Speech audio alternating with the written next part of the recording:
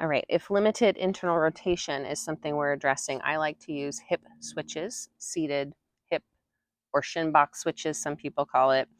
So sitting down with feet wider than hips, and then I like to start leaning back. We can always lean forward to make this more intense, but we're gonna aim to keep our knees bent about 90 degrees so that when we drop to the side, we've got this nice 90-90 shape and our knees aren't stacked on top of each other. If our feet are really close, when we do that, they're gonna touch.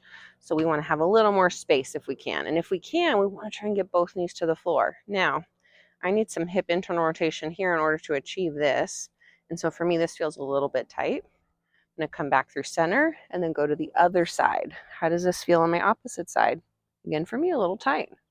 So going back and forth, indicated number of reps. I always suggest hold it at the end. Take a breath or two if it's particularly tight. Let those tissues elongate there with your breath.